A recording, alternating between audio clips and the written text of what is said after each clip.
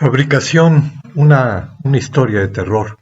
Esta es la colaboración de esta semana. Soy Alejandro Calvillo, la colaboración para Sin embargo, y la he titulado así, Fabricación, una historia de terror. El caso Wallace, descrito a profundidad por Ricardo Rafael en su libro Fabricación, es una historia de terror, de las que existen muchas en México, pero destaca porque ha sido muy bien documentada y muy bien narrada.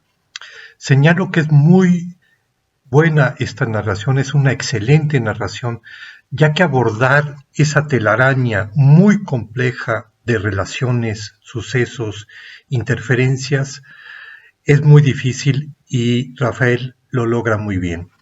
A lo largo del desarrollo del libro vemos cómo se fabricó una realidad paralela, utilizando la tortura como un mecanismo central para obtener declaraciones bien dictadas por la propia señora Wallace. Ese asesinato y desaparición de su hijo, Hugo Alberto, aparece como una trama muy bien construida, un gran engaño para ocultar algo mayor que aún no se acaba de revelar, pero a lo que pueden bien apuntar la investigación publicada en este libro.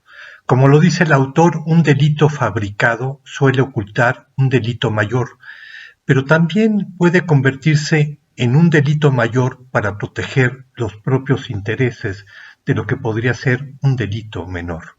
Las descripciones de las torturas a los inculpados, confirmadas la mayoría por peritos, buscaron construir una supuesta verdad, como esa verdad histórica de Ayotzinapa, como la verdad mediática del caso Florence Cassés y otros casos más.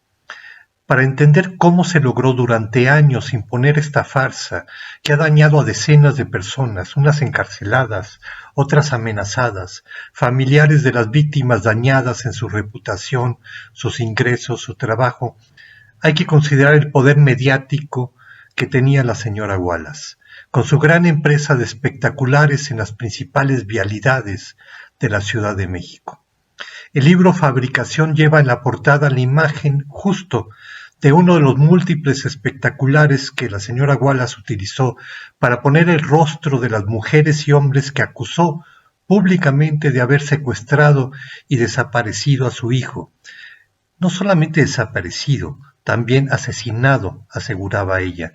La elección de esa imagen, de ese espectacular, para la portada del libro no es fortuita. Difícilmente esa campaña hubiera logrado la complicidad del Poder Judicial, de legisladores, de los medios de comunicación y del propio presidente. Sin esos espectaculares no hubiera ocurrido esto. Fueron los espectaculares sentencias. Se presentaban rostros y nombres de personas en los que se les acusaba de ser secuestradores, asesinos. Se ofrecían recompensas, como si se tratara de comunicados del Poder Judicial. Pero no eran mensajes del Poder Judicial, era una persona que había decidido sin juicio, sin derecho a la sentencia, que estas personas eran culpables. El daño a estas personas, a sus familias, será imborrable para ellas, así como el daño a muchos otros, como a la abogada que los defendió por años, a un bloguero que entrevistó a dos de ellas encarceladas y que decidió mejor salir del país, a las mujeres que se relacionaron con su hijo o Alberto, entre muchos otros casos. La historia alcanza niveles de lo que podría pensarse como una exagerada fantasía de una serie policial televisiva. Costaría imaginar que una persona que llevó a la policía a obtener por medio de torturas declaraciones autoinculpatorias de un crimen que nunca existió, recibiera de manos del propio presidente de la República el Premio Nacional de Derechos Humanos. Y en aquellos tiempos que sabemos, con esta guerra decidida al narcotráfico por el presidente Felipe Calderón, los casos de desaparecidos, los casos de asesinatos aumentaron exponencialmente. Los medios se encarnizaron sobre los acusados que se habían fabricado, es decir, no solamente fueron los espectaculares, en los medios se reprodujo este ataque.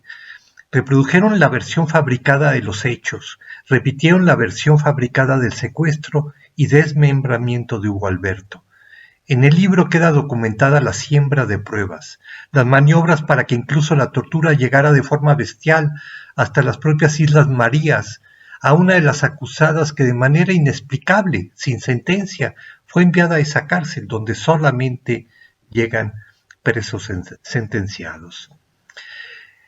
Diversos periodistas, columnistas y medios no solo difundieron esa versión bien fabricada, también son los mismos que difundieron la versión llamada la versión histórica de Ayotzinapa y también la televisiva de Florence Cassés, que todas fueron cayendo poco a poco. Hugo Alberto contactó a varias de sus amistades después de muerto. Se encontró con la madre de una de sus hijas, así como con la que se dice fue su mejor amiga. A pesar de estos testimonios, los acusados siguen en la cárcel. Solamente una de ellas está en arresto domiciliario. Sus vidas y las de sus familias han sido profundamente afectadas, su salud, su economía, su tranquilidad.